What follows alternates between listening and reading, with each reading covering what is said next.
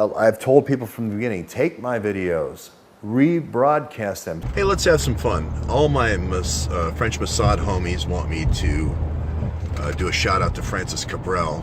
They want me to sing this thing because it was a code. It was a code, and I can't. Come on, Francis Cabrel, I can't sing. So, but it goes. Je t'aime, Marie. You know, it's like I love you, I will always love you. Je t'aime, Marie. So Google that song. But the cool thing about it for me is, it's just this spycraft and the beauty of how the Mossad does shit. You know, and especially the French Mossad is just really the fantastic spycraft.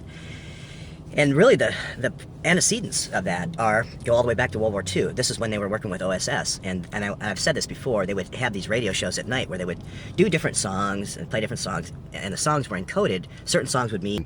Blow up the local railroad. Thanks, Mossad homies, in Francais, because you've helped me out so much in this. One of the things that's been so hard for me in the series is playing the Mossad thing, because so many people have come out against Mossad and how evil Mossad is and so forth. So I'm always rooting for Mossad, secretly, kind of. And this is what that is.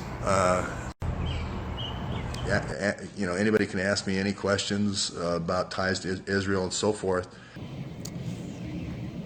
I'm not going to answer any more questions about Mossad or anything like that. My sources, and you saw French Mossad today, you know, give me some stuff.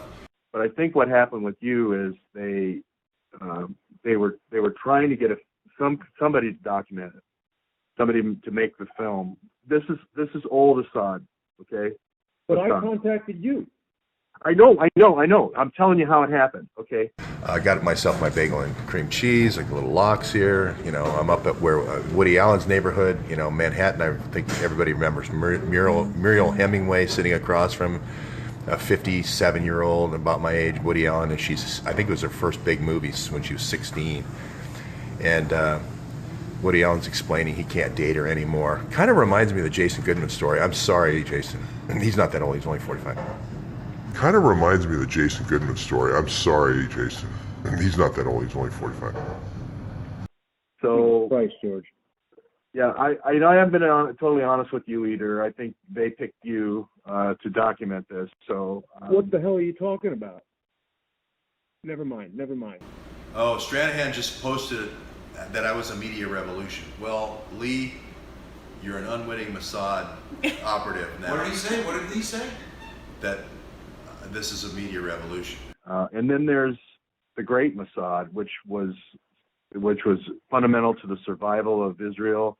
I know people are going to say we did a lot of stuff, and with the Lebanese babies and the Yemeni babies and Palestine, and I'm not getting into that. I don't want to get into that. The organ harvesting and all this, we can do business the old way, still make a lot of money, make everybody happy, make movies, whatever we do.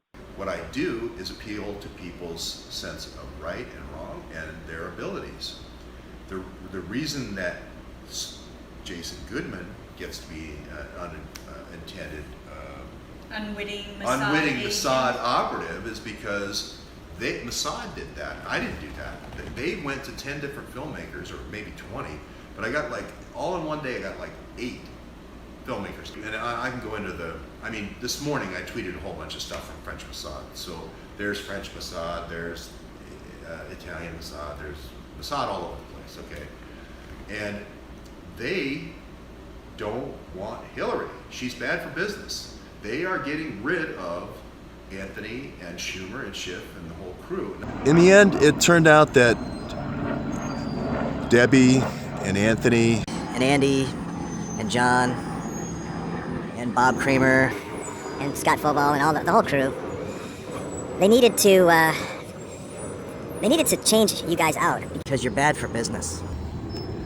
The bottom line is, you guys are bad for business. We're running a business here. I do have some ties with Israel. So, and I suspected that. Well, yeah, I know, but I do want to say that. You don't need to say anything more. Listen, this is all going No. to. I just that's all I'm going to say. But I just wanted that to be clear.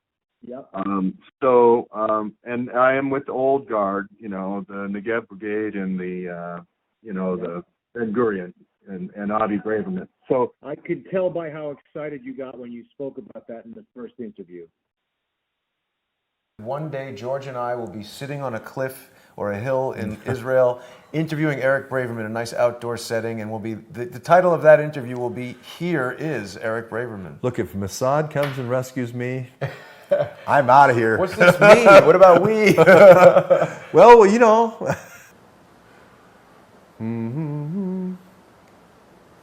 Now, I have to answer the DeFango thing. He published there's a gal who was baiting me with messages. Where did I get these from? They published part of this interaction about Braverman, but it says, baby Eric Braverman. I think I just want to check the registry that he's Lebanese. I've been very upfront about this. I said baby he published the Yemeni list for the babies that Israel got out of Yemen, but he didn't publish the Lebanon list. And I thought there was a chance, because of the Avi Braverman connection, I thought there was a chance that could be Avi Braverman's son or a relative of Avi Braverman. So the Avi in there is a reference to Avi Braverman. The Cindy is a reference to Cindy Hassett. And I just don't know if I don't know. Maybe that opens up part of the case to Mossad folks. I wanted to keep that kind of private because I wanted to keep Cindy's. Oh boy. Anyway. So these are some text messages with George Webb right here. It says a lot of different stuff. But we got a lot of really interesting messages here. So it says Cindy is Lebanese. She has to be Eric's mom. They look alike. So Cindy says yes, he said he was from Lebanon, so Cindy brought over a while and he was pregnant. She said it was out of Saudi Arabia. Says there was a lot of people in Negev, the brigade soldiers like B. Braverman, raped women who were halfway or in safe houses where other husbands had been killed. Braverman could have also been one of the rape babies. It also took the babies from survival of war and adopted them from Israel. This is coming from George Webb, by the way. It says that the bottom line is I don't think that Stanley Braverman is the real father, and I'll believe Braverman is the real father, either adopted or a baby. Maybe he had romance with who knows. But there's a connection to Mark Rich Abbey. Yeah, dudes. You see this shit? In all these things is a little deception. And the last horn is for Eric Braverman, safely in Israel, along with his mom, Cindy, 23 miles from Tel Aviv. It helps if you know Eric Braverman is Mossad, and it helps if you know Eric Braverman is Kissinger's guy, and Neil Brown is. But Eric Braverman was the guy who pulled the plug on you, Hillary, and all the leaks were Eric Braverman, and the covers. What you're seeing now is the covers because Hillary doesn't know who is doing this. They're looking. You can see in the Podesta email, who is it? And then Podesta comes back because she works with McCabe. And they go, it's Eric Braverman. They find out in March of 2015. And of course, it was the Israelis. So if I have an epitaph, this is what I wanted to say. Why are we the number one story? Why isn't it a Wangate? Why isn't it a Wangate? Would somebody, what we...